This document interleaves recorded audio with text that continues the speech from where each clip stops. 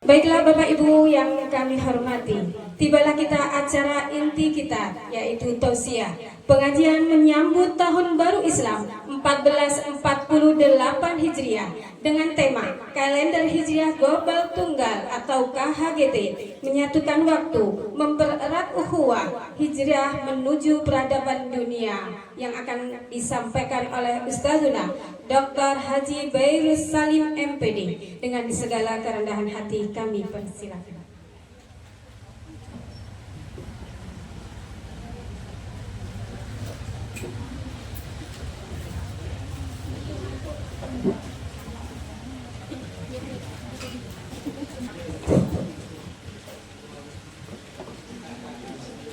Assalamualaikum warahmatullahi wabarakatuh.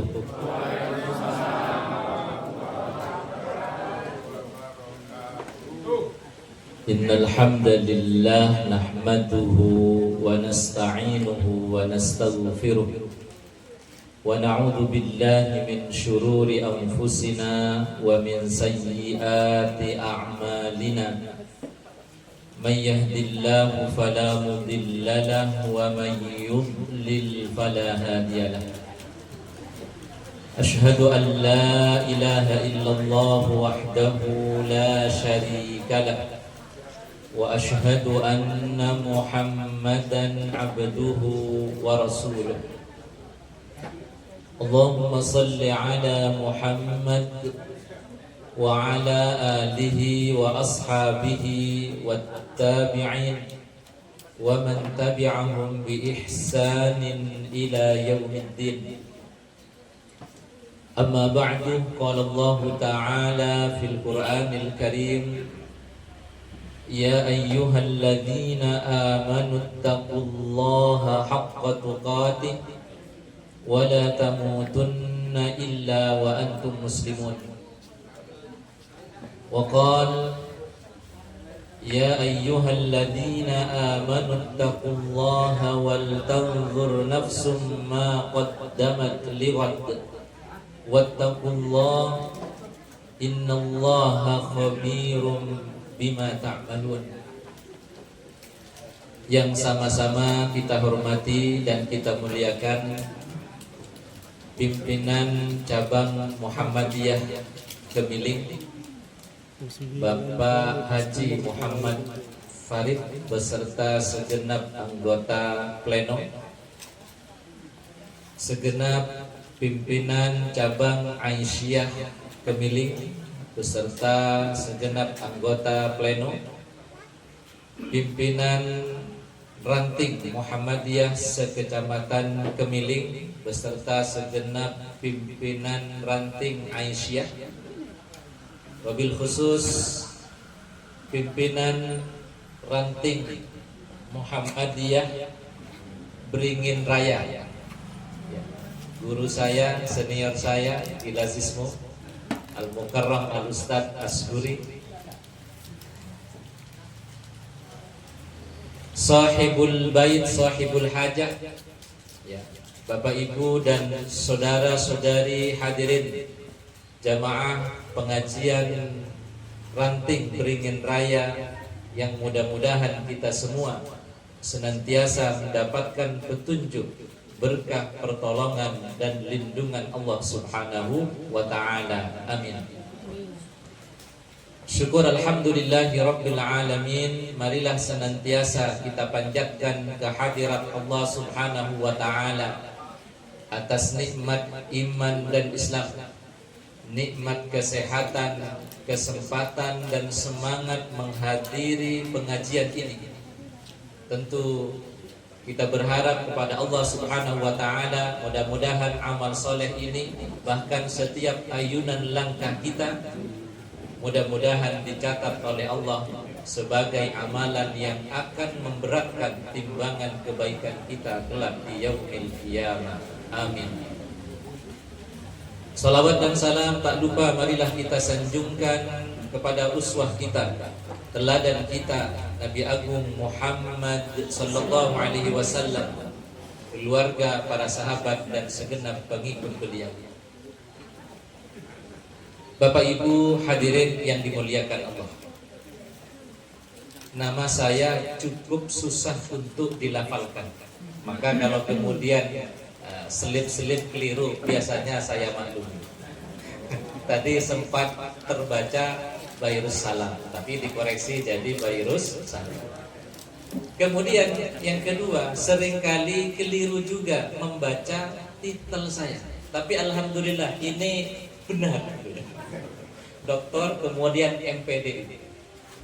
Karena di Metro padahal sudah berkali-kali kita mengisi, masih saja MC membaca MA. Bahkan kadang dokter bukan doktor. Nah, kalau dokter saya kritik. Ya, saya benarkan. Kenapa? Khawatir nanti banyak yang datang ke rumah minta periksa kesehatan. Saya tidak bisa nyentik gitu. Tetapi kalau hanya kesalahan MA saya biarkan. Kenapa? Sejak lahir saya sudah MA. Apa itu? Madura asli. Orang Madura itu paling nyaman pakai sarung. Maka maaf kalau saya sarungan gitu. Karena tadi sekaligus ngimami subuh, ngisi pengajian, terus lanjut ke sini. Bapak Ibu hadirin yang dimuliakan Allah, salah satu nikmat besar yang Allah berikan kepada kita adalah menjadi warga persyarikatan Muhammadiyah. Mengapa kita katakan menjadi warga persyarikatan Muhammadiyah merupakan nikmat besar yang Allah berikan kepada kita? Karena dengan menjadi warga persyarikatan Muhammadiyah, kita telah berikhtiar untuk menjadi muslim yang baik. Dengan menjadi warga persyarikatan Muhammadiyah, kita telah berikhtiar untuk menjadi warga negara yang baik. Bapak Ibu hadirin yang dimuliakan Allah, proklamator kemerdekaan bangsa Indonesia Bung Karno tercatat di dalam dokumen Muhammadiyah sebagai salah seorang kader Muhammadiyah, menantu tokoh Muhammadiyah Bengkulu. Bahkan saat Bung Karno menjelang wafatnya itu sempat berpesan nanti kerandanya juga dilapisi dengan bendera Muhammadiyah. Jenderal besar Sudirman namanya itu juga kader Muhammadiyah. Kiai Haji Dardiri, nah ini nama yang asing ya. Pernah dengar Bapak Ibu Kiai Dardiri? Asing ya? Tapi bagi kami yang bekerja di Kementerian Agama, beliau adalah perintis berdirinya Kementerian Agama. Dan Kiai Dardiri juga tercatat di dalam dokumen Muhammadiyah sebagai tokoh dan kader Muhammadiyah. Itu jemaah sekalian, mengapa kita katakan dengan menjadi warga persyarikatan yang baik, kita telah berikhtiar menjadi warga negara Indonesia yang baik. Bapak Ibu hadirin yang dimuliakan Allah, kita tadi melantunkan lagu Sang Surya. Ya. Ref lagu Sang Surya. Mari kita lantunkan lagi bersama-sama. Ya Allah, Tuhan Rabbiku, Muhammad junjunganku, Al-Islam agamaku, Muhammadiyah gerakanku. Kita berharap lagu ini kita hafal sampai di alam kubur kelak. Kenapa jemaah sekalian? Karena yang kita lantunkan tadi itu bagian dari pertanyaan malaikat, dan jawabannya ada di dalam lagu Sang Surya. Banyak kan? Dalam bahasa Arab, Man Rabbuka, ya Allah, Tuhan Rabbiku. 100 kata malaikat Mungkar dan Nakir. Man nabiyuka, siapa nabimu? Muhammad, junjunganku. 100 kata malaikat. Wa madinukah, dan apa agamamu? Al-Islam, agamaku. Nanti malaikat, kamu pengikut kejaman dalan ya gitu. Bapak Ibu hadirin yang dimuliakan Allah. Itulah mengapa kita katakan dengan menjadi warga persyarikatan Muhammadiyah, kita telah berikhtiar untuk menjadi umat Nabi Muhammad yang baik. Dan kalau kita membaca, mempelajari dan ikut ya pergerakan Muhammadiyah, maka gerakan-gerakan Muhammadiyah pertama tentu pemurnian akidah supaya kita menjadi muslim yang hakiki. Ya. Kemudian beribadah sesuai dengan tuntunan Nabi Muhammad sallallahu alaihi wasallam. Kenapa Muhammadiyah ibadahnya terkesan minimalis? Kenapa? Ya karena kita hanya mengamalkan yang ada dasar Quran dan hadisnya. Sehingga apa? Mendekati kebenaran. Tidak menjauh dari kebenaran. Karena kebenaran itu yang ada dasarnya, yang ada dalilnya, apalagi itu terkait dengan ibadah Kemudian selain pemurnian akidah, pemurnian ibadah, amal sosial menjadi gerakan utama Muhammadiyah. Dan di dalam manhaj tarjih Muhammadiyah, at-tajridu fil aqidah wal ibadah. Warga persyarikatan Muhammadiyah dalam urusan akidah dan ibadah harus murni. Harus murni. Kenapa jemaah sekalian? Para ulama telah membuat kaidah yang disebut dengan al-qaidah al-fiqhiyah atau usul fikih. Ya. Al-aslu fil ibadati at-tahrim. Asal daripada ibadah itu larangan illa ma dallat dalil, kecuali ada dalil yang memerintahkan. Artinya apa? Dalam urusan akidah dan ibadah kita tak boleh mengada-ada. Tetapi dalam urusan muamalah kita punya kaidah dalam manhaj tarjih wa tajdid fil muamalah, dan pembaharuan modern ya dalam urusan muamalah. Dalam kaidah usul fikih, al-aslu fil muamalati al-ibaha, mengembangkan urusan-urusan muamalah, menyesuaikan dengan perkembangan zaman, itu diperbolehkan. Maka saya sering mengatakan kalau ada rumah sakit Muhammadiyah terbelakang, ini tidak sesuai dengan manhaj tarjih. Rumah sakit Muhammadiyah harus terdepan. Sekolah Muhammadiyah harus termaju. Nah itu jemaah sekalian, dalam urusan-urusan kedunia harus modern, harus terdepan. Nah, salah satu yang menjadi ijtihad Muhammadiyah adalah KHGT, kalender Hijriyah Global Tunggal. Saya ingin bertanya, membuat kalender Hijriyah Global Tunggal itu urusan ibadah atau muamalah? Muamalah. Urusan media, instrumen, alat. Maka karena ini bukan urusan ibadah, ini urusan instrumen, alat, maka Muhammadiyah kemudian berijtihad untuk membuat satu kalender yang mudah-mudahan nanti menginspirasi masyarakat muslim sedunia. Karena jemaah sekalian, kalender Hijriah itu sudah dibuat.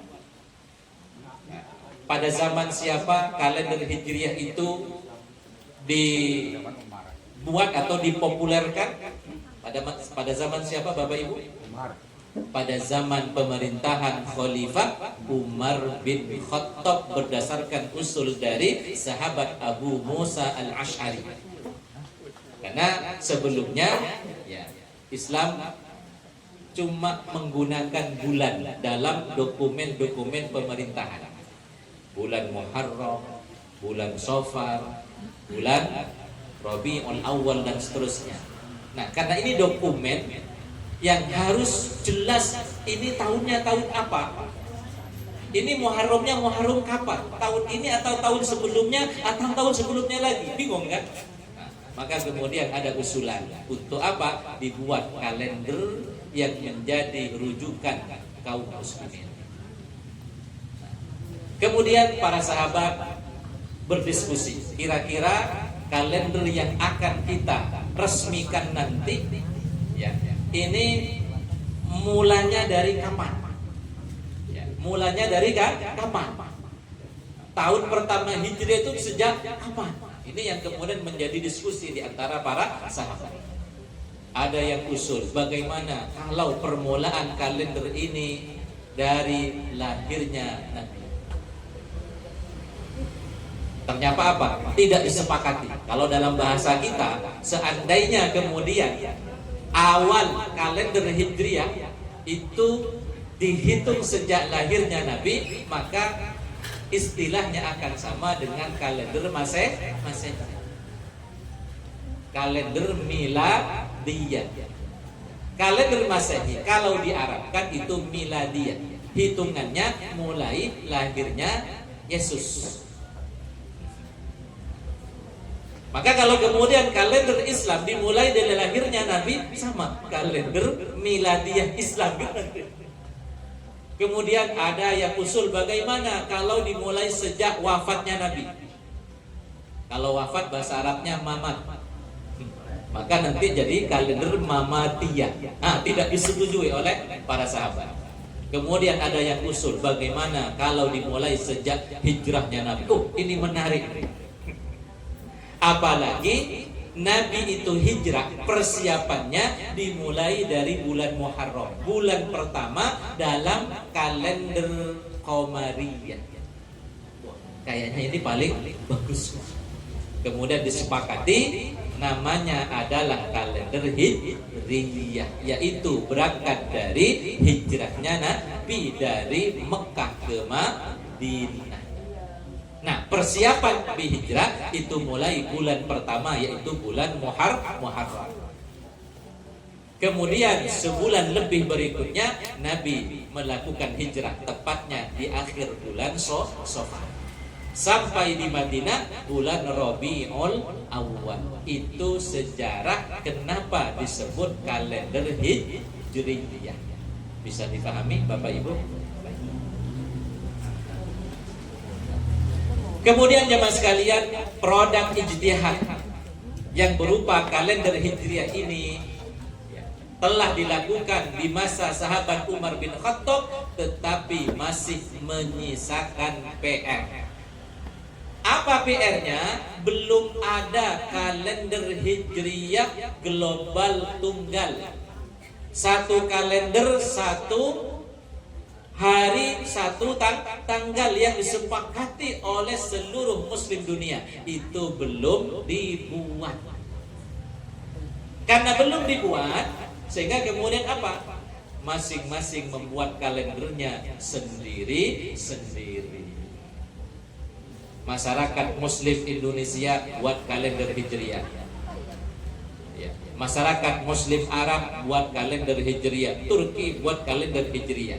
Yang ada kemungkinan harinya berbeda meskipun tanggalnya sama. Itu aja masalah.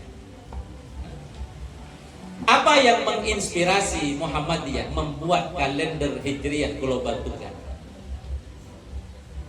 Berangkat dari problematika yang sering terjadi karena perbedaan penentuan awal bulan-bulan Hijriah.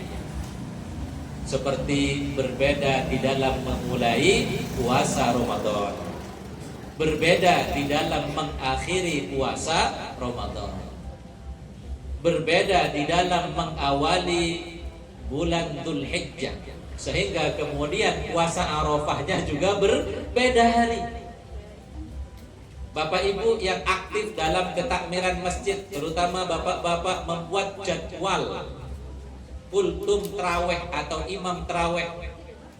Nah, Kalau kemudian penentuan awal Ramadannya berbeda, takmir kesulitan. Sehingga kemudian apa? Selain menulis tanggal Ramadannya, juga dicantumkan hari dan tanggal Masehinya.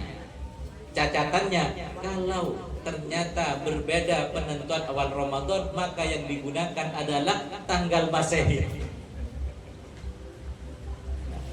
Nah, sementara kalender Masehi sejak 1500 Masehi, berarti berapa ratus tahun yang lalu jemaah sekalian, 500-an tahun yang lalu itu sudah baku dan berlaku secara global.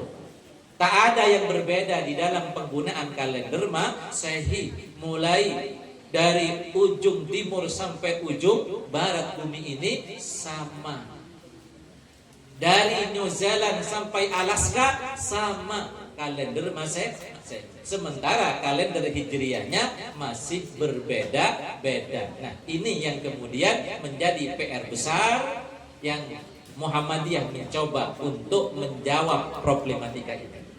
Sekaligus kemudian jemaah sekalian, Muhammadiyah ingin melunasi hutang sejarah umat Islam. Jadi sekali lagi, kalender Hijriah sudah ada sejak zaman pemerintahan Umar bin Khattab, tetapi kalender yang berlaku global belum disepakati. PR besar. Nah, ini yang ingin dijawab oleh Muhammad.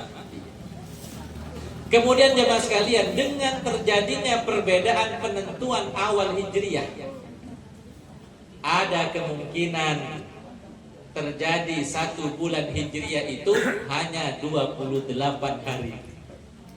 Padahal kata Nabi, bulan Hijriah itu paling sedikit 29 hari, paling banyak 30 hari. Pak Ustaz, kok bisa ada atau terjadi kemungkinan bulan Hijriah hanya 28 hari? Nah, saya kasih contoh. Misalnya menggunakan metode ru'yatul hilal. Di Indonesia ru'yah dilakukan, ternyata bulan belum terlihat.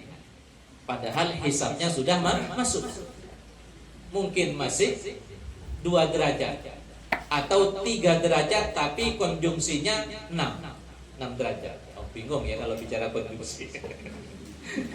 Intinya aja mas kalian, hisabnya itu sudah ada bulan, tapi ru'yahnya belum terlihat. Sehingga apa? Digenapkan. Ya, bulan sebelumnya, taruhlah bulan Sya'bannya digenapkan jadi 30. Padahal sesungguhnya dari pendekatan hisab bulan sudah ada. Nah, kemudian umrah, pergi ke kota suci Mekah, yang ternyata jemaah sekalian, di bulan itu hanya 29 hari. Nah, setelah Saudi melakukan ru'yah, hilal terlihat. Nah, Saudi itu sangat tajam penglihatan hilalnya. Bayangkan, 1 derajat itu sudah terlihat di Saudi. Jadi tajam betul. Nah, ya, jadi di bulan Ramadan tersebut ternyata hanya 29 hari. Dan di malam ke-29 atau malam ke-30 hilal sudah terlihat. Artinya Ramadan itu 29 hari. Maka jamaah umroh yang terlambat 1 hari tadi, puasa Ramadannya hanya 28 hari. Nah, kan bingung. Nah, itulah jemaah sekalian, kalau kita tidak punya kalender yang berlaku global.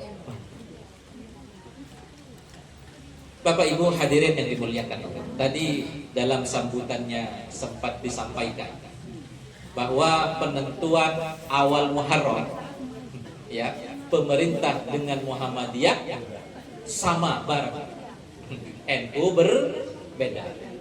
Jadi tidak mesti jemaah sekalian, kan sekarang apa yang sering muncul image itu mesti Muhammadiyah beda dengan pemerintah. Tidak mesti. Buktinya bulan ini mengawali tahun 1448 Hijriah, ya, pemerintah sama dengan Muhammad itu terlambat.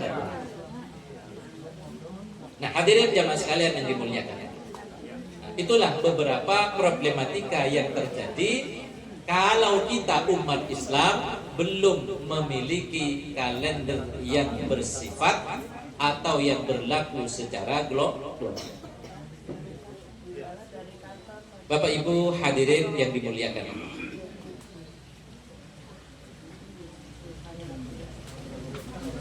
hal-hal yang sifatnya teoritis saya skip, nanti malah membingungkan. Sekarang kita mencoba untuk mengkaji apa dalil-dalil syar'i, dalil-dalil ilmiah ya menggunakan kalender hijriyah global tunggal. Hadirin yang dimuliakan Allah, kalender hijriyah global tunggal, kalender Masehi ya, itu basisnya sama, menggunakan hisab. Kalau hijriyah menggunakan hisab ya, perkiraan munculnya bulan. Nah, sekarang pertanyaannya, apakah diperbolehkan kita menentukan awal bulan menggunakan hisab? Ini pertanyaannya. Kalau kita buka ayat-ayat di dalam Al-Quran, maka kita dapatkan banyak sekali ayat-ayat yang menjelaskan tentang bolehnya kita menggunakan hisab di dalam menentukan awal bulan. Banyak sekali. Di antaranya jemaah sekalian, Quran surat Yunus ayat 5.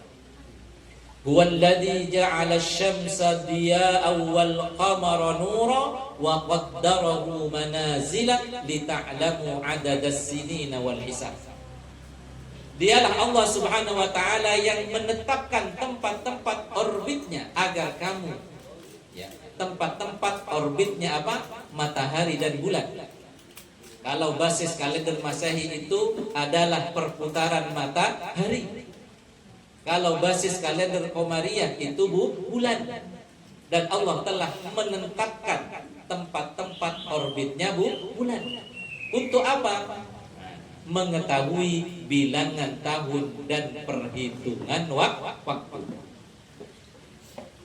Kemudian Quran surat Al-Isra ayatnya kurang lebih sama.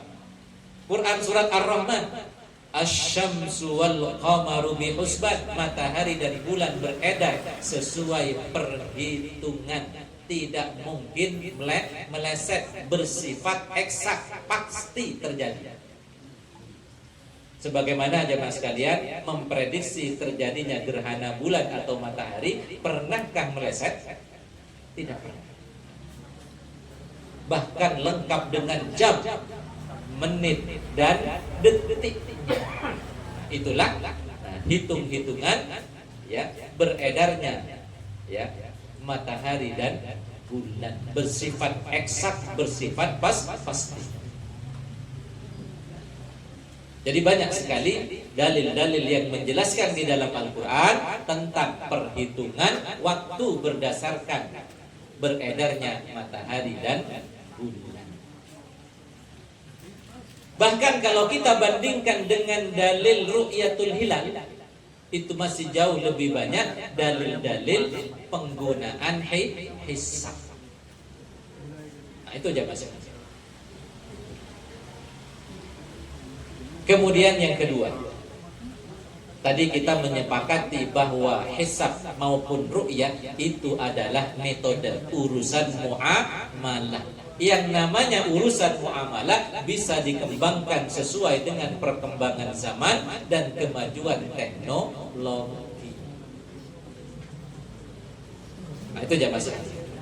Dan Nabi SAW menegaskan di dalam hadis riwayat Imam Al-Bukhari, inna ummatun ummiyah, kami kata Nabi adalah umat yang ummi, tidak memiliki tradisi baca tulis. Itu umat yang ummi. Wala nahsub, dan kami juga tidak terbiasa menghitung. Ya, la naktub wala nahsub. Kami tak punya literasi tulis dan literasi numerik.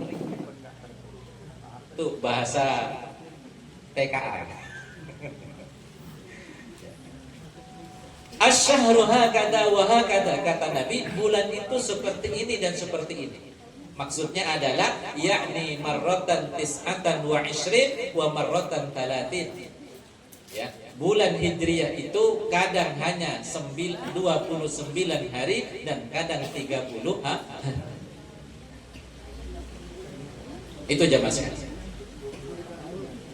Maka dalam hadis yang lain, jika ya tidak terlihat bulan atau hilal untuk menetapkan awal bulan Hijriyah, sabda Nabi, faqduru lahu. Fa in humma, apabila tertutup, sudah meyakini kayaknya ini sudah awal bulan tapi bulannya tak terlihat, faqduru lahu, maka hitunglah. Ini diantara dalil hadis yang membicarakan tentang hisab. Sumu li ru'yatihi wa aftiru li ru'yatihi. Berpuasalah kalian karena telah melihat hilal. Akhiri puasa Ramadan karena juga telah melihat hilal. Fa in ghubbiya 'alaikum fa akmilu 'iddata Sya'ban 30. Kalau ternyata tak terlihat, bisa dengan menggenapkan bulan Sya'ban menjadi 30 hari. Atau kalau tidak, faqduru lahu, dengan metode hisab, menghitung. Jadi sekali lagi, poin yang kedua, bahwa hisab ataupun ru'yah itu bukan perkara ibadah, tetapi perkara muamalah yang dapat dikembangkan, dapat dibuat ijtihad baru.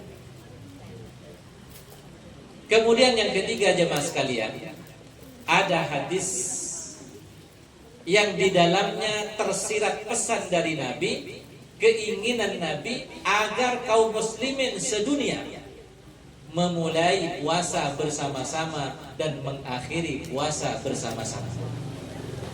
Seperti apa bunyi hadisnya? Idza ra'aitumuhu fasumu. Apabila kalian melihat hilal atau meyakini telah masuk awal Ramadan, sumu, puasalah kalian bersama-sama. Wa idza ra'aitumuhu fa'aftiru. Dan apabila kalian telah melihat hilal bulan Syawal, aftiru, sudahi puasa Ramadan. Nah ini jamaah sekalian. Dalam hadis yang lain, saumukum yauma tasumun, puasa kalian lakukan bersama-sama. Wa fitrukum yauma tuftirun, dan mengakhiri puasa juga bersama-sama. Wa adhakum yauma tudhun, dan berlebaran Idul Adha itu juga kalian lakukan bersama-sama. Ini pesan yang tersirat di dalam hadis Nabi menurut Al-Imam Al-Buhuti dari madhab Hambali, bahwa Nabi menginginkan kaum muslimin memulai awal Hijriyah bersama-sama, memulai puasa Ramadan bersama-sama, mengakhiri puasa Ramadan juga bersama-sama.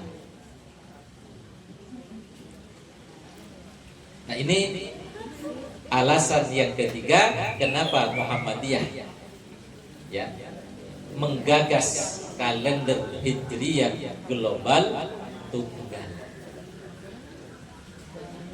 Kemudian yang keempat jemaah sekalian, ya, satu hari satu tanggal itu hanya dapat dilakukan dengan ittihad matali'. Wah, istilah apa itu Pak Ustaz?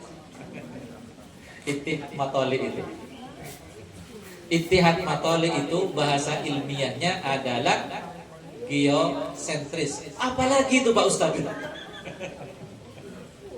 Ya. Seluruh bumi satu zona. Nah, itu maksudnya aja Mas sekalian. Zona itu apa Pak Ustaz? Satu bumi itu satu titik. Artinya begini, kalau di bagian barat dari bumi ini sudah terlihat hilal, maka seluruh negara harus mengikuti ya hilal yang terlihat di bagian barat bumi ini. Nah, jamaah sekalian, KHGT ini tidak lagi menggunakan pendekatan hisab wujudul hilal. Apa itu Pak Ustaz? Hisab wujudul hilal itu jamaah sekalian menghisab bahwa hilal sudah ada meskipun tak terlihat, meskipun baru 0, sekian derajat. Itu namanya hisab wujudul hilal. Ini sudah kita tinggalkan. KHGT tidak lagi menggunakan hisab wujudul hilal, tetapi KHGT menggunakan hisab imkanur ru'yah, hisab kemungkinan bulan terlihat dengan ketinggian 5 derajat tak tanggung. Kalau sudah 5 derajat itu pasti terlihat. Cuman zonanya dimanapun dari bumi ini. Itu namanya ittihadul matali. Jadi kalau di bagian barat, nah, seperti kita kemarin berlebaran Idul Fitri, berlebaran Idul Fitri kemarin jemaah sekalian, ya, dalam kalender Hijriah global tunggal, nah, yang sudah memenuhi kriteria tinggi hilal 5 derajat itu di Amerika. Di Amerika itu sudah 5 derajat tinggi hilal. Kalau sudah 5 derajat terlihat tidak? Sudah terlihat.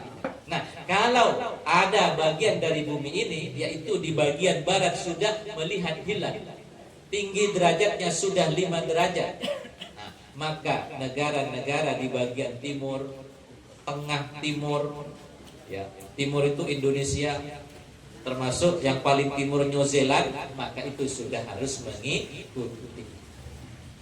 Nah, pendapat seperti ini jemaah sekalian, ternyata kalau kita bedah kitab-kitab para ulama, itu pendapat jumhurul ulama. Saya bacakan. Dhahaba al-jumhur ila annahu la ibrata bi ikhtilafil matalib. فَمَتَى رَأَى الْهِلَالَ أَهْلُ بَلَدٍ وَجَبَ الصَّوْمُ عَلَى جَمِيعِ الْبِلَادِ لِقَوْلِ الرَّسُولِ صلى الله عليه وسلم صُومُوا لِرُؤْيَتِهِ وَأَفْطِرُوا لِرُؤْيَتِهِ. Di dalam kitab fikih Said Sabiq, ya, fikih sunnah Said Sabiq, ya, jumhurul ulama berpendapat bahwasanya yang menjadi pendapat utama itu adalah kesatuan matlak, bukan matlak yang berbeda-beda. Maksudnya jemaah sekalian, kalau di bagian barat dari bumi ini sudah terlihat hilal, maka negara-negara yang lain yang ada di bagian tengah dan timur sudah harus mengikuti. Itu di dalam kitab fikih sunnah Sayyid Sabiq. Sekarang kitab yang lain. Ini kitab-kitab yang saya punya di rumah, yaitu kitab Al-Fiqhu 'alal Madahib Al-Arba'ah. Saya punya redaksi Arabnya, kitab aslinya yang berbahasa Arab. Terjemahannya sudah banyak dijual. Nah, di dalam kitab Al-Fiqhu 'alal Madahib Al-Arba'ah juga dijelaskan idza tabatat ru'yatul hilal biqatrin minal aqtar wajib as-shaum 'ala sairil aqtar. Apabila satu negara sudah melihat hilal, maka negara-negara yang lain seluruh dunia wajib. Jadi reaksinya bukan lagi boleh, tapi wajib mengikuti. Bagaimana dengan pendapat-pendapat madhab? Tadi kan kita bicara jumhur. Jumhur ini siapa saja? Nah, ternyata di dalam pendapat jumhur ini jamaah sekalian, pertama ada pendapatnya madhab Hanafi. Qala al-Imam Ibnu Abidin al-Hanafi. Imam Ibnu Abidin ini mujtahid madhab Hanafi. Beliau mengatakan di dalam kitab Raddul Muhtar, la ibrata bi ikhtilafil matali fayalzam bi ru'yati ahli al-maghrib ahlul masyriq. Yang harus dilakukan itu adalah kesamaan matlak, satu titik melihat hilal. Artinya jemaah sekalian, kata Ibnu Abidin, kalau negara bagian barat sudah melihat hilal, maka negara-negara bagian tengah dan timur lazimah. Lazimah itu kalau dalam ilmu tajwid itu di atasnya wajib. Kan ada mat wajib, ada mat lazim. Mat wajib itu diartikan apa? Wajib dibaca panjang 4 harokat atau 5 harokat. Tapi dibaca 2 juga boleh. Tapi kalau lazim itu nggak boleh dibaca 2, harus dibaca 5. Lazimah, maka di atasnya wajib. Negara-negara yang lain itu untuk mengikuti. Itu dalam madhab Hanafi. Madhab Maliki, qala Sawi, kurang lebih sama aja mas sekalian. Tetapi redaksinya tidak menggunakan lazimah, tapi wa annahu yajibu, wajib. Madhab Hambali, qala al-imam Ibnu Qudam al-Maqdisi al-Hambali, wa idza ra'a al-hilal ahlu baladin lazimah jami'ul bilad as-sawm. Lagi-lagi menggunakan kata lazimah. Lazimah itu di atas wajib. Kata madhab Hambali yaitu al-imam Ibnu Qudam al-Maqdisi, apabila ada negara yang telah melihat hilal, maka semua negara di dunia lazimah, wajib mengikuti. Bagaimana dengan madhab Syafi'i? Ternyata ada sebagian pendapat dari madhab Syafi'i yang mendukung pendapat jumhur tadi. Itu tertulis di dalam kitabnya Imam An-Nawawi, ya, penulis kitab Al-Majmu' Syarhul Muhaddab, ya, Anil Laits wa Syafi'i wa Ahmad yalzamul jami', ya, bersumber dari Imam Al-Laits, Imam Asy-Syafi'i, Imam Ahmad, yalzamul jami'. Kalau sudah ada yang melihat, maka seluruh negara wajib, lazim untuk mengikuti. Jadi sekali lagi, ini pendapat jumhurul ulama, ya, bahwasanya apabila hilal sudah terlihat di bagian barat dari bumi ini, maka bagian tengah dan timur itu harus mengikuti. Nah, pertanyaannya, 5 derajat yang menjadi parameter KHGT-nya Muhammadiyah, itu masa nggak terlihat kan begitu? Nah itu aja mas. Dan ternyata meskipun kemarin penetapan atau hisab kalender hijriyah global tunggal, ya, yang mencapai 5 derajat itu hanya Alaska, ya, dalam riset yang dilakukan oleh Muhammadiyah. Tapi faktanya jemaah sekalian, Arab Saudi itu sudah melihat. Artinya apa? Besar kemungkinan di Saudi itu baru 0, karena yang 5 derajat itu kan di Alaska, jauh. Ya, perjalanan berapa jam dari Saudi ke Alaska? Berapa jam Bapak Ibu? Nggak ada yang tahu ya? Sama. Itu ternyata di Saudi, ya, 1 derajat atau 0, itu ternyata sudah terlihat. Nah, sehingga kemarin yang berlebaran sama, ya, bukan hanya masyarakat Amerika, ya, tapi masyarakat Saudi, Maroko, termasuk Muhammad di Indonesia itu berlebaran di hari yang, nah itu aja mas. Bapak Ibu hadirin yang dimuliakan Allah. Kemudian yang terakhir, ini sudah berapa ya? Jam 9:30. Nanti kalau ada diskusi bisa kita fasilitasi. Yang terakhir jemaah sekalian, tadi kita menyinggung kalender Masehi. Kalender Masehi sudah paten, kan begitu? Diyakini, dipercayai, bahkan digunakan oleh seluruh masyarakat dunia. Non-Muslim termasuk juga Muslim, kita menggunakan kalender Masehi. Di mana kalender Masehi itu, ya, sampai setiap bulannya, ya, sampai 31 hari. Paling sedikit 28 hari, itu pun setahun sekali. Ya kan? Setahun sekali, bahkan per 4 tahun 29. Yang banyak itu 30 sampai 31 hari. Itu kalender Masehi. Maka kalau kemudian jemaah sekalian, kalender Hijriah dapat kita bakukan, disepakati, digunakan oleh seluruh masyarakat dunia, maka pertama ini akan menguntungkan para pegawai. Kenapa? Cepat gajian. Tak perlu nunggu tanggal 31, tanggal 29 sudah gak? Hadirin yang dimuliakan Allah.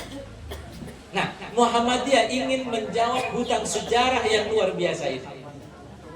Maka dengan menggagas kalender Hijriah global tunggal, diharapkan ini menginspirasi seluruh masyarakat muslim dunia khususnya. Dan dengan demikian kita tidak lagi berbeda di dalam menentukan awal-awal bulan Hijriah. Karena jemaah sekalian, bagi sebagian masyarakat, ini kisah di kampung saya di Madura. Ya, kisah di kampung saya di Madura. Lebaran Idul Fitri kemarin, karena di banyak kalender, nah, itu sudah ditentukan, apalagi KHGT kita. Ya. Sehingga kemudian jemaah sekalian, banyak masyarakat yang sudah potong ayam, sudah nyembelih sapi. Tradisi di kampung saya di Madura, ya, 1 hari sebelum Lebaran itu sudah nyembelih sapi, biasanya patungan untuk konsumsi hari raya. Nah kemarin sudah motong sapi, sudah motong ayam, sudah dimasak.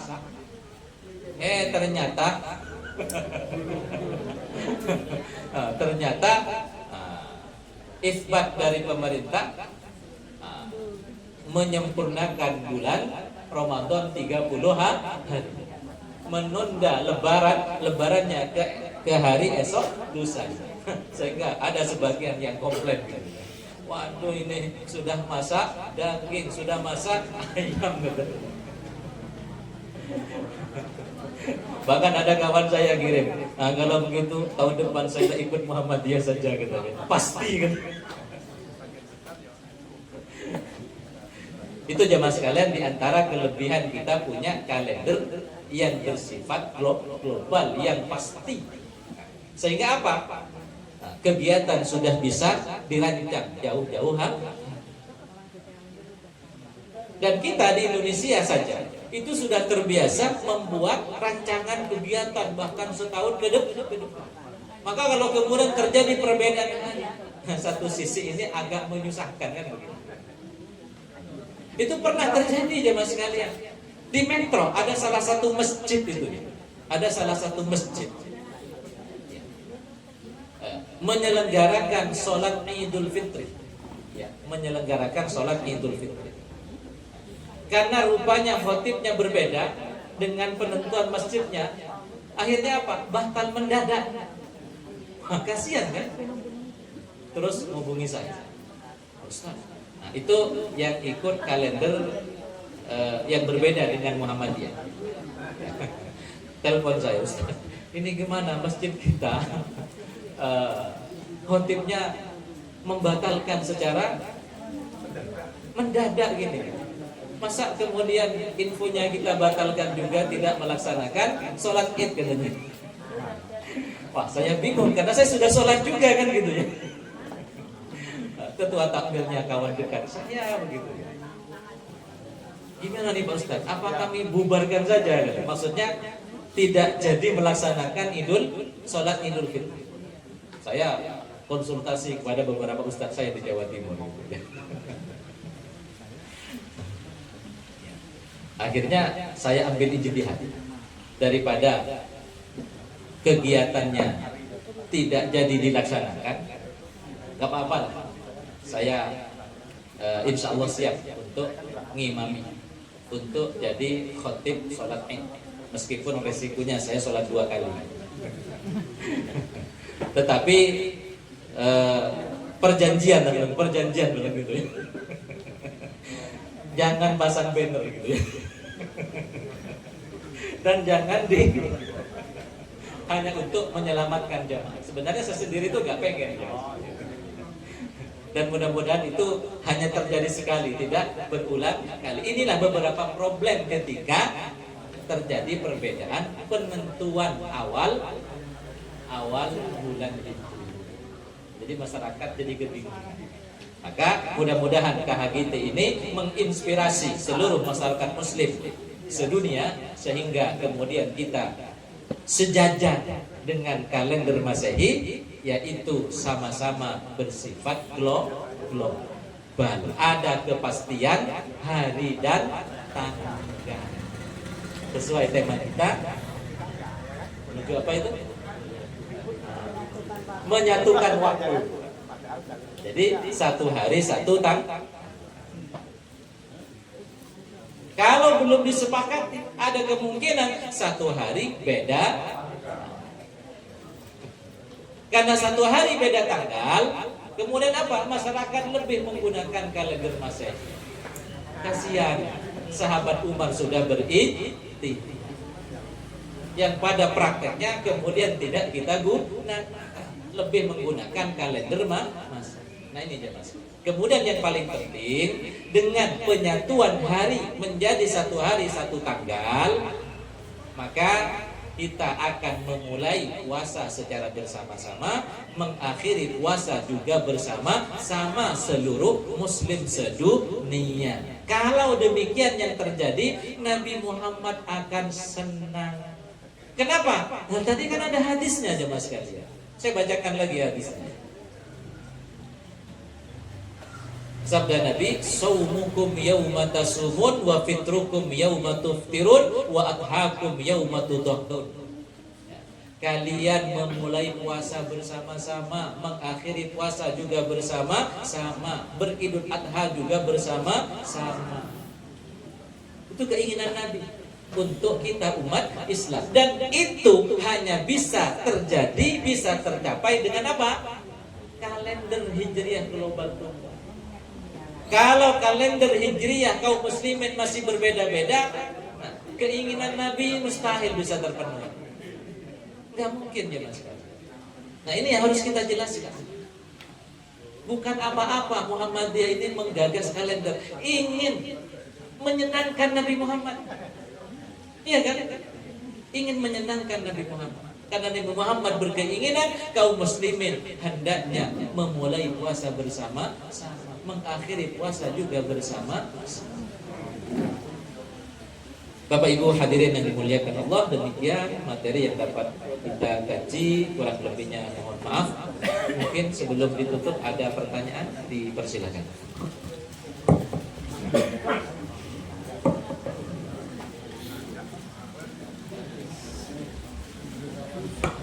Kami persilakan kepada para jamaah, mungkin Anda yang ingin ditanyakan, kami persilakan. Dua penanya, kami persilakan Pak. Satu di depan, satu di belakang.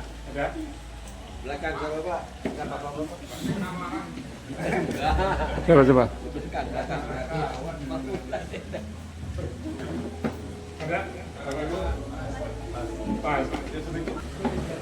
Terima kasih Pak Ustadz. Ini memang kajian yang seperti ini termasuk jarang Pak. Ya. Sehingga pada kami karena Ketua PCM dipilih pada Idul Fitri kemarin, saya ke kantor KUA dipesan Pak Kepala KUA, Pak Farid, saya berdoa mudah-mudahan bareng. Ya Pak, ternyata berbeda, tapi tetap kita laksanakan di lapangan Kalpataru. Alhamdulillah Pak. Nah kalau sholat Idul Adha kemarin itu alhamdulillah berbarengan. Yang mau saya tanyakan, kadang-kadang kita dicap, wah ini tidak taat sama pemerintah. Nah itu saya dicap begitu kan kadang-kadang. Nah, apakah bisa seorang katakanlah presiden itu menanggung, ya kan? Orang sudah lebaran kok masih puasa. Itu katakanlah presiden lah, saya ambil contoh aja. Nah penguasa tadi, kita berdosa apa enggak kalau kita ngikut yang tadi Pak? Harusnya sudah puasa belum? Itu tadi. Karena ulil amri minkum kata orang itu saja Pak, terima kasih. Baik, terkait dengan taat kepada ulul amri. Ada ayatnya di dalam Al-Quran, ati'ullah wa ati'ur rasul. Taatilah Allah dan taatilah Rasul. Wa ulil amri minkum, dan ulul amri. Nah, pertanyaannya, siapa itu ulul amri? Kita coba buka tafsir Al-Quran ya, terkait dengan tafsir ulul amri. Kita buka kitab tafsir As-Sa'di, kitab tafsir Al-Baghawi, kitab tafsir Ibnu Katsir, dan seterusnya. Ternyata para ulama Quran, para mujtahid, para ahli Al-Quran, ahli fikih termasuk di dalamnya, itu tidak seragam di dalam memaknai ulul amri. Ada yang memaknai ulul amri itu adalah para sahabat. Lihat, para sahabat. Ada yang memaknai ulul amri itu penguasa, pemerintah. Ada yang memaknai ulul amri itu adalah al-ulama wal fuqaha, para ulama dan para ahli fikih. Jadi tak seragam para ulama di dalam memaknai ulul amri. Nah, Muhammadiyah juga punya tafsir ulul amri. Apa pendapat Muhammadiyah terkait dengan tafsir ulul amri? Ya. Dalam urusan administrasi, maka ulul amri warga Muhammadiyah adalah pemerintah. Dalam urusan administrasi. Nah, karena dalam urusan administrasi ulul amri Muhammadiyah adalah pemerintah, maka haram hukumnya nikah siri. Kenapa? Karena nikah siri ada pencatatan di pemerintah. Muhammadiyah mengharamkan nikah siri. Apalagi setelah diriset, ternyata nikah siri itu yang paling banyak dirugikan adalah perempuan dan anak. Bayangkan jemaah sekalian, ada orang nikah siri, tidak tercatat di KUA, tak ada dokumen resmi. Karena tak ada dokumen resmi, kemudian terjadi konflik, maka dengan mudahnya menceraikan, sementara si perempuan sedang hamil. Dengan mudahnya kan menceraikan. Kenapa nggak ada dokumen? Nih kan? Diajukan dilaporkan ke pengadilan.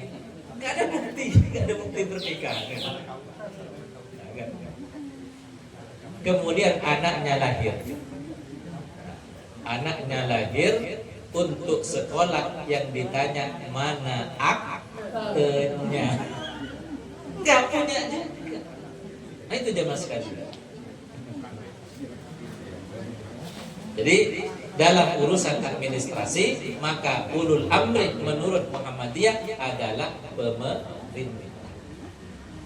Tetapi dalam urusan agama Muhammadiyah, ulul amri yang dimaksud adalah, kalau di Muhammadiyah, majelis tarjih. Nah, itu ulul amrinya. Sama dengan tafsir sebagian ulama tadi, ulul amri itu adalah al-ulama wal fuqaha, para ulama dan para ahli fikih. Jadi begitu. Jadi dan negara juga memahami hal itu. Apakah kemudian ada dokumen negara yang berbeda penentuan hari rayanya, kemudian disebut tidak taat ulul amri? Ada nggak dokumen negara? Enggak. Artinya apa? Negara juga mempersilahkan kalau seandainya terjadi perbedaan di dalam penentuan awal Ramadan, di dalam penentuan awal Syawal, negara tak mewajibkan harus sama dengan isbatnya kementerian. Harus seperti itu. Nah, itu jemaah. Kenapa ketika Muhammadiyah berbeda dengan negara, kemudian disudutkan? Sementara Muhammadiyah tidak pernah menyudutkan yang berbeda dengan negara, seperti mengawali Muharram. Apakah Muhammad menyudutkan yang berbeda? Kan tidak. Kenapa? Kita sudah terbiasa ya meramut, menjaga perbedaan dengan toleransi. Bahkan di Indonesia itu ada Orang beragama, agamanya berbeda dengan agamanya presiden, ya kan? Nah, kita toleransi biasa-biasa saja. Kenapa kok kemudian Muhammadiyah yang agamanya sama dengan agama Pak Presiden dan wakilnya begitu ya, berbeda menentukan awal Ramadan kemudian dibully habis-habisan? Ini kan tidak adil. Dan kita sekali lagi sudah terbiasa merawat perbedaan dengan toleransi. Nah, itu aja Mas. Begitu gitu. Allahumma shalli. Ya.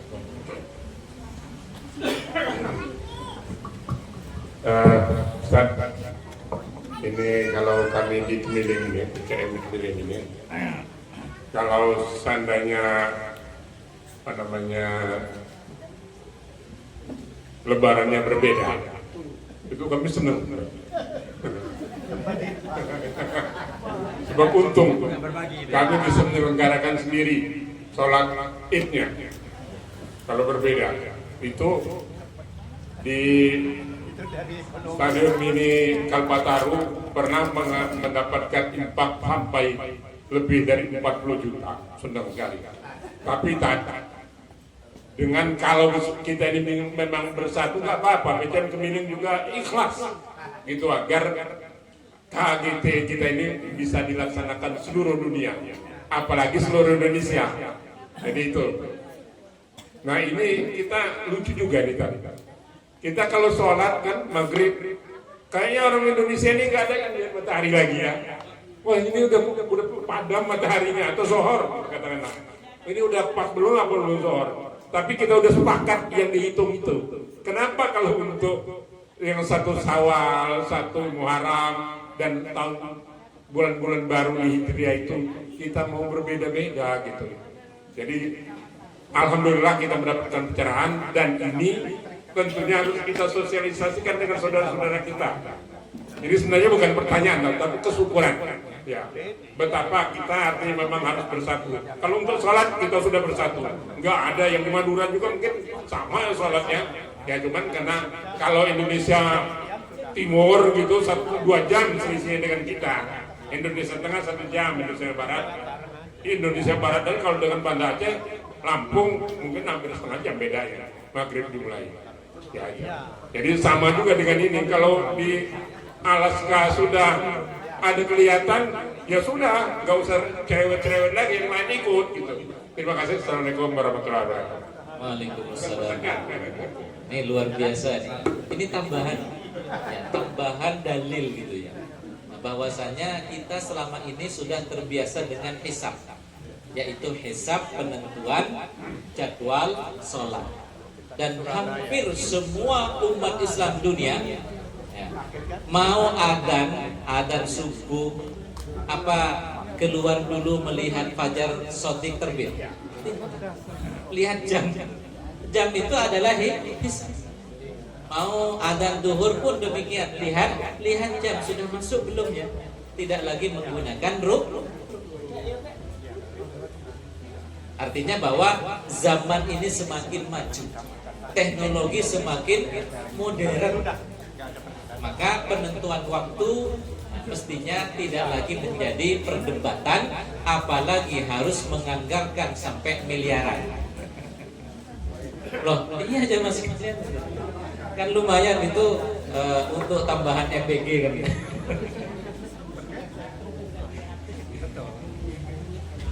Baik, cukup. Aku masih ada pertanyaan. Satu lagi ya, Ustaz. Terakhir ya. Terima kasih Ustaz. Assalamualaikum warahmatullahi wabarakatuh. Waalaikumsalam warahmatullahi wabarakatuh. Jadi KHGT ini yang penting mungkin meyakinkan masyarakat atau mensosialisasikannya. Pertama kita sosialisasikan di lingkungan Perserikatan Muhammadiyah. Nah, sekarang bagaimana tekniknya untuk mensosialisasikan di lingkungan kita? Saya yakin dan percaya semua orang Muhammadiyah belum yakin juga ini, belum paham juga dengan KHGT ini. Yang kedua, kita harus meyakinkan pula kepada orang di luar Muhammadiyah. Bagaimana tekniknya untuk di luar Muhammadiyah untuk mensosialisasikannya ini? Terima kasih Ustaz. Baik, teknik atau strategi meyakinkan KHGT kepada warga persyarikatan. Salah satunya dengan pengajian membahas KHGT. Kalau bicara keyakinan, maka poin yang harus kita sampaikan adalah dalil agama, karena ranahnya keyakinan. Dan kita tadi sudah menyampaikan bahwa ternyata ya, di dalam Al-Quran dalil-dalil hisab itu sangat banyak. Terus, yang kedua, di dalam hadis Nabi, malah Nabi menginginkan kaum muslimin itu seragam, tidak berbeda.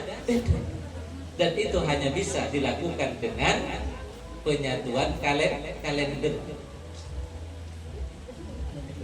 Kemudian para ulama ternyata berpendapat dengan pendapat yang sama, bahwasanya kalau di bagian barat bumi ini sudah terlihat hilal, maka bagian yang lain wajib bahkan lazim mengikuti.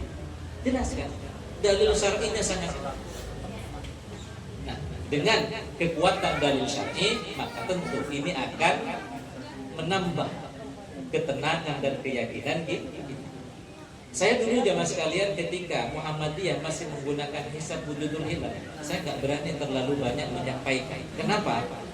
Hisab wujudul hilal itu pertama lokal, kedua tak terlihat juga bulannya, sehingga saya menghindari untuk menjelaskan. Kenapa? Karena nanti kalau ketemu dengan ustadz-ustadz di luar Muhammadiyah yang menggunakan dalil-dalil kitab, saya kebingungan. Tapi untuk ini saya berani gitu. Kenapa? Kita sudah bedah kitabnya. Ternyata para ulama berpendapat dengan pendapat yang sama, ya, yaitu dikenal dengan ittifaq atau jumhurul ulama, bahwa kalau di bagian barat dari bumi ini sudah terlihat hilal, maka bagian tengah dan timur wajib bahkan lazim mengikuti. 5 derajat masa tak terlihat kan? Nah, itu aja mas. Itu strategi di persyarikatan. Nah, kemudian di luar persyarikatan mungkin kita menghidupkan diskusi-diskusi. Ya tentu dengan arif, dengan bijak. Sebagaimana pesan Allah di dalam Al-Quran, wajadilhum billati hiya ahsan. Dalam berdiskusi, berdebat, memilih cara-cara yang bijak, yang ahsan, yang terbaik. Jangan sampai karena kita terlalu ambisius, terlalu menggunakan kata-kata yang tidak bijak, misalnya jemaah sekalian, kemudian orang tak mau menerima kebenaran. Ini salah strategi. Kita sampaikan dengan halus, dengan argumen-argumen ilmiah, argumen-argumen syar'i. Itu jemaah sekalian. Kemudian termasuk argumen logis. Kalender Masehi saja loh bisa 1 hari 1 tanggal. Masa Hijriah tak bisa kan? Masa kita selamanya pakai Masehi terus? Nah, kita berharap kalau kaum muslimin sudah punya kalender Hijriah global tunggal, nah ini bisa menjadi apa? Basis tanggal untuk kegiatan kita, baik kegiatan keagamaan maupun kegiatan kenegaraan, kan begitu ya Mas? Nah, termasuk tadi ya, kita yang kerja di instansi swasta ataupun pemerintah, yang kerja sebagai pendidik di sekolah dan seterusnya, kan enak kan? Kalau pakai kalender Hijriah cepat.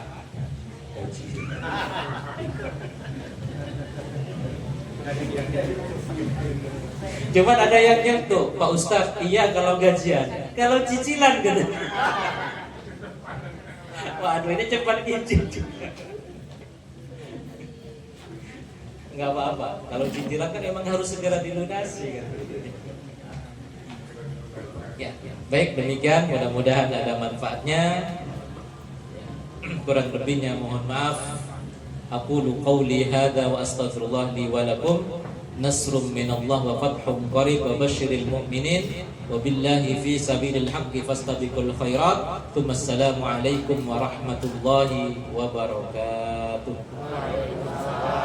Waalaikumsalam warahmatullahi wabarakatuh.